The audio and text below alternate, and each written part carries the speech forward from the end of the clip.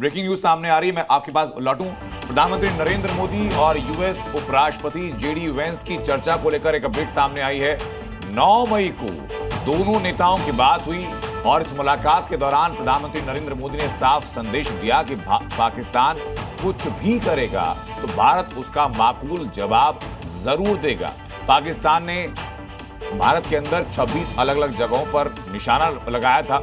जैसी चीजें एस्केलेट हुई उसके बाद भारत ने पाकिस्तान के एयरबेस पर हमला किया और यह कहा जा रहा है कि पाकिस्तान के एयरबेस को सीधा टारगेट करना पाकिस्तान की मिलिट्री पावर को एक तरीके से रीढ़ की हड्डी में चोट पहुंचाने के समान समझा जा रहा है और वो एक बड़ी वजह रही कि पाकिस्तान की तरफ से मध्यस्थता की या इस फायरिंग को, इस एस्केलेशन को रुकवाने की बात की गई। संजय कुलकर्णी साहब, कैसे आप देखते हैं इस चीज को कि पाकिस्तान के ऊपर जो इंडिया का एक अटैक रहा और अटैक की जो इंटेंसिटी रही वो एक बड़ी वजह है कि पाकिस्तान ने भांपा कि भाई अगले और 24 घंटे, 36 घंटे, 48 घंटे वॉर अगर खींची, टेंशन अगर खींची तो पाकिस्तान एकदम डूब जाएगा। देखिएगा आनंद, पाकिस्तान की काबिलियत थी सिर्फ 4 और 5 दिन लड़ने की। वो उनके खुद के मिनिस्टर, जो ऑफिशियलिंग प्राइम मिनिस्टर, चीफ मिनिस्टर, सब कह रहे थे उनके वहाँ पे कि पाकिस्तान में सिर्फ 4 और 5 दिन। बाजवा ने जब कमांड दी मुनि को, उस वक्त भी वो कह रहा था कि हमारे पास टैंक के लिए डीजल नहीं है। तो ये तो हालत तब थी 3 साल पहले, अब तो और भी माड़ा हो गई है, इसमें कोई शक नहीं है। अब सवाल ये है क्यों वैंस ने जब बातचीत की मोदी जी से तो क्या हुआ जो अचानक ये सब कुछ हो गया। सवाल ये है, उन्होंने कहा कि पाकिस्तान जो है आपसे बात करना चाहता है। बात तो भारत करेगा तो अपनी शर्तों पे करेगा, क्योंकि talks and terrorism can't go together, वो तो हमारा स्टैंड रहा है। लेकिन उन्होंने एक और बात कही, जब श्रीगोदा एयर बेस के ऊपर जब भारत ने हमला किया, उसके बगल में किराना हिल्स हैं और वहाँ पे वो न्यूक्लियर साइट है जहाँ पे पाकिस्तान टेस्ट करता है। आप समझ सकते हैं कि श्रीगोदा में ब्रह्मोस का हिट करना क्या दर्शाता है।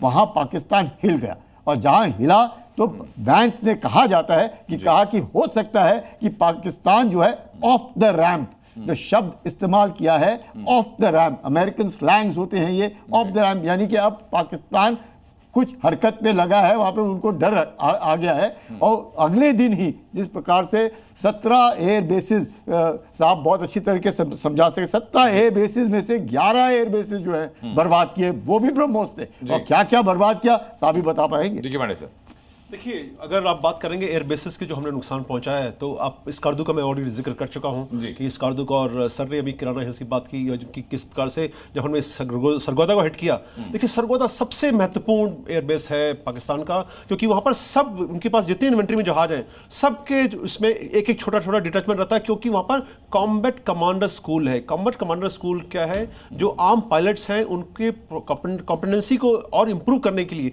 उनकी जो कौशल है, युद्ध कौशल, उसको और बढ़ाने के लिए वहां ट्रेनिंग दी जाती है। और साथ में वहां पर न्यूक्लियर एसेट्स को लॉन्च करने के लिए पैड्स हैं, मतलब फ्लेक्सिबल प्लेटफॉर्म्स। तो ऐसे प्लेटफॉर्म पर आपने वहां पहुंच गए, आपने वहां का एटीसी उड़ा दिया, रनवे में छेद कर दिया।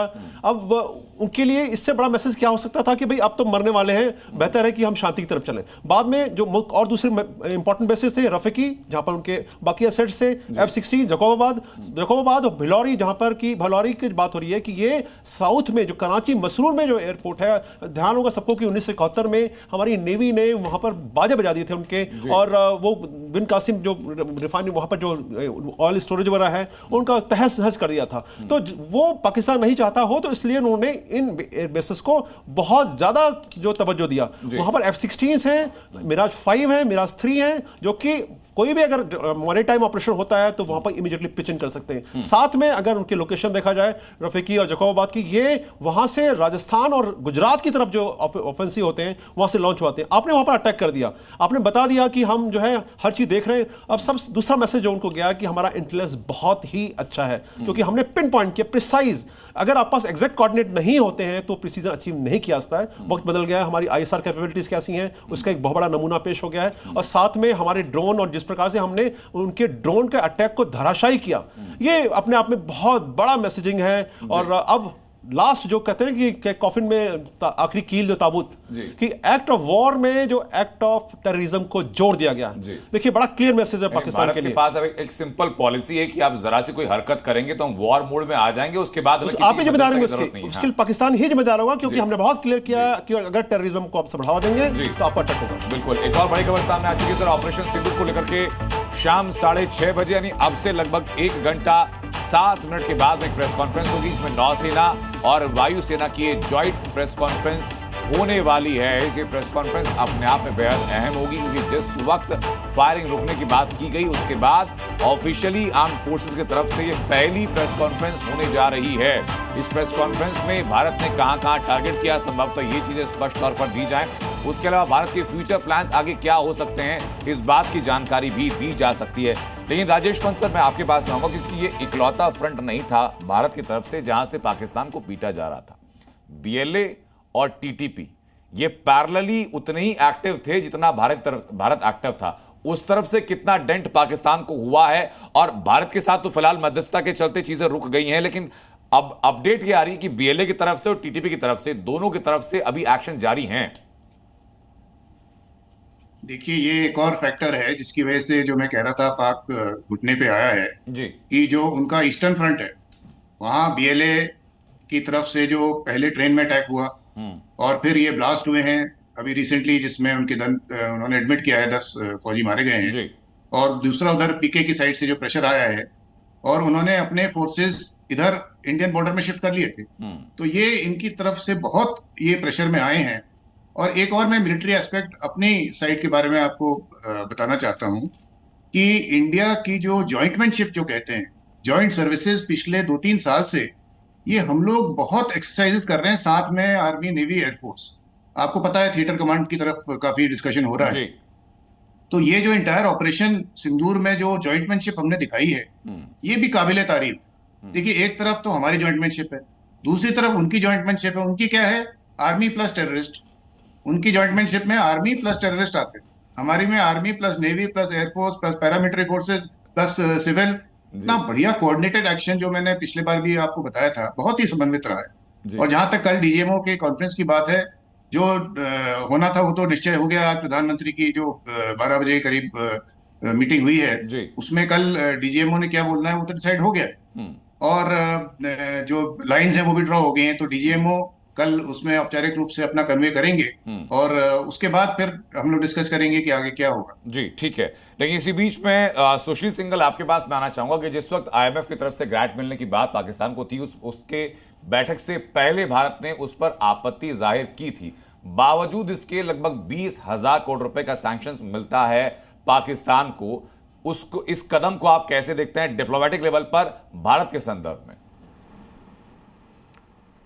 देखिए, ऐसा है कि आईएमएफ जो है एक ग्रुप है एक, जिसमें जो है भारत भी एक उसका हिस्सा है।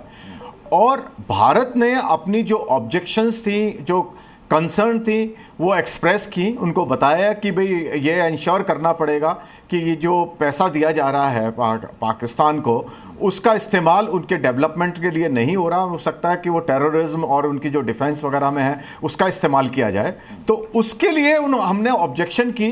और वहाँ पे क्योंकि रूल है आईएमएफ का कि आप नेगेटिव वोट नहीं कर सकते, तो हमने उसमें एब्स्टेन किया और अपने ऑब्जेक्शन का, क्योंकि जो हमने ऑब्जेक्शन रेज की वो उनको जो है उसमें रिकॉर्ड पर लिया गया कि ये इंडिया की ऑब्जेक्शंस हैं। तो दिस इज ये उसमें आईएमएफ का जहां तक रोल है वो वहां तक लिमिटेड था। लेकिन उसके बावजूद और भी चीजें कुछ हुई हैं जो मेरे ख्याल से वाल टॉक सेपरेटली।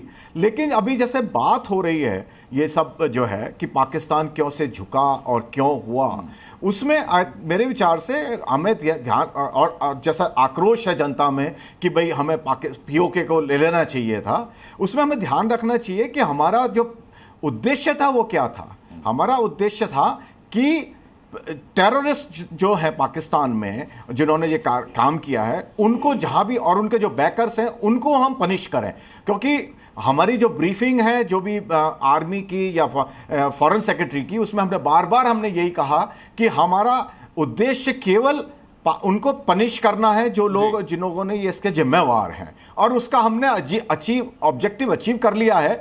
और पाकिस्तान अगर कोई हरकत करेगा तो उसका हम आगे बढ़ के जवाब देंगे, जो हमने बराबर दिया उनको। जी, मैं एक लाइटर नोट पे एक बात कहना चाहूंगा सर, और शिवाज साहब मैं इस सवाल के साथ आपके पास आऊंगा कि लोग ये कह तो रहे हैं कि भाई पीओके चाहिए, लेकिन लोग ये भी कह रहे हैं कि पीओके की खाली जमीन चाहिए, वहां के लोग नहीं चाहिए, बड़े अहमक लोग हैं वहां के, वो अगर सीमा के इस पार आ गए तो झेलना बड़ा मुश्किल हो जाएगा।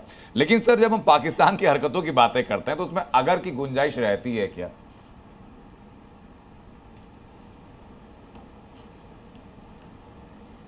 पीओके के अंदर लोग खुश नहीं, वो नहीं रहना चाहते पाकिस्तान के साथ। जैसी रिपोर्टें आ रही हैं कि मुजफ्फराबाद, मीरपुर, झांगड़, कोटली, ददनियाल, बाग, पाकिस्तान वाला पुंछ, लोग सड़कों पे खड़े हैं, चक्का जाम और शटर डाउन है जी। वहां पर खाने को दाने नहीं, पीने को पानी नहीं। और वहां जो मेन नदी है उनकी, नीलम नदी, जिसको हम किशन गंगा बोलते हैं यहाँ, उसका मुंह मोड़ के पाकिस्तान ने पंजाब की तरफ कर दिया है।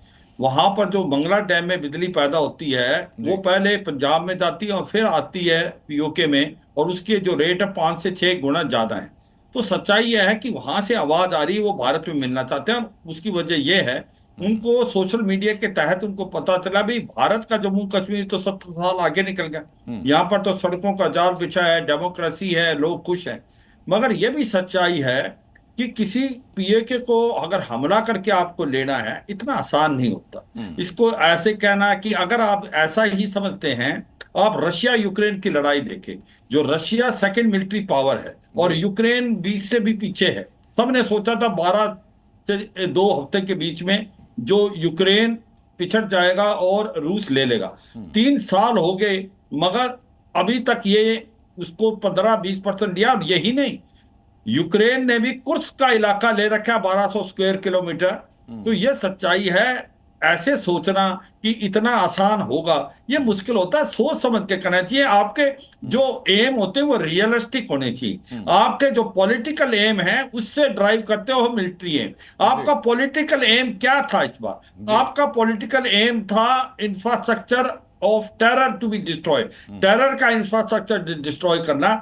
उससे आपने मिलिट्री एम बढ़ाया कि भाई आपके ये टारगेट्स हैं, इनको आपने हिट करना है। इसके साथ आपने मिलिट्री बेसिस को भी हिट किया। और ये सोचना कि अगर हम थोड़ा सा और लड़ते पीओके को ले जाना, मुझे लगता नहीं इतना आसान है। हमें प्रैक्टिकल होना चाहिए और हमारा मिलिट्री एम पॉलिटिकल एम से ड्राइव होता है। मुझे लगता है भारत ने वो मिलिट्री एम भी प्राप्त किया। बयान ध्यान में आता है जो गृह मंत्री ने संसद के अंदर दिया था कि पीओके हमारा है, हम वापस लेकर रहेंगे। पब्लिक सेंटीमेंट जब चलते हैं तो उनको अपने सेना के शौर्य पर भरोसा होता है। ये आए तो वो सेंटीमेंट होते हैं। बिल्कुल आए तो ये तो कोई शक नहीं कि पीओके भारत का है, इलीगली ऑक्यूपाइड है। 1994 का कहते बहुत आसान नहीं है, आपने कह दिया कि आएगा।